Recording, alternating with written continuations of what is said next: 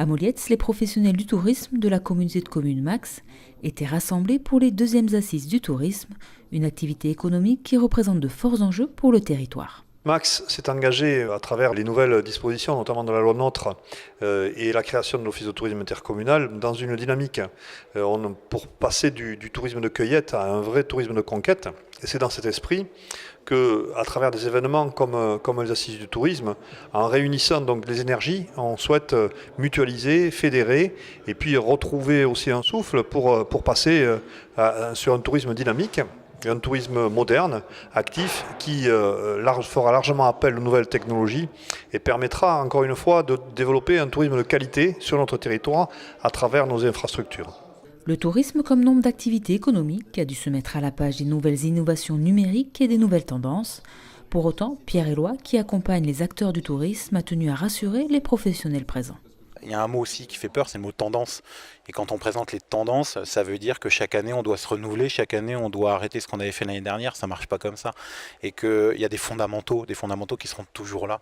C'est de faire son métier avec son cœur, avec ses tripes, et de voir que quand on fait un métier où on a des convictions, on a du sens derrière tout ça, quand on va chercher des produits locaux, quand on est restaurateur, quand on est fier de son équipe et qu'on valorise tout ça, eh bien l'innovation, la tendance, on la passe au second plan parce que les fondamentaux sont là, les fondamentaux sont respectés. Et oui, l'idée est vraiment d'enlever de la pression à ces gens qui peuvent avoir beaucoup de discours autour d'eux, qui peuvent se sentir très vite, pas has-been, mais en retard, alors qu'en se concentrant sur ses convictions, ça va très bien. Après le tout connecté, certains vacanciers recherchent désormais d'autres modes de tourisme, plus ancrés dans l'humain et la réalité du territoire. Il n'y a pas un touriste, il y a plein de touristes. Il y a des gens qui seront très contents de visiter le top 5, les tours Eiffel de la Nouvelle-Aquitaine, des Landes. Voilà. Et après, c'est vrai qu'on a quand même un mouvement de fond sur des gens qui, de façon générale, veulent ralentir le rythme. Parce que ce rythme numérique dans leur travail a aussi mis la pression à beaucoup de monde. Et quand on part en vacances aujourd'hui, on déculpabilise de ne rien faire. Ça fait du bien. Vous savez, il n'y a plus de culpabilité aujourd'hui à ne pas consulter ses emails, à ne pas écouter tous ces messages sur son répondeur parce tout va trop vite. Et on a une évolution majeure là-dessus, c'est de voir comment des gens apprécient le fait de prendre du temps pendant leurs vacances. Et je pense que dans les Landes, on est bien placé pour ça.